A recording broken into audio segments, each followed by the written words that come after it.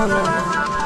आगे तोर नहीं कसूर नहीं हमर कसूर गे दोनों के कैला का ऊपर वाला दूर गे आगे आशीष के छोड़ा के तो मिलूंगी चिंटू या न जान से आगे सोना चिंटू या न जान से जोड़ी है बनावल भगवान के दोस्त नहीं इंसान के आगे सोना दोस्त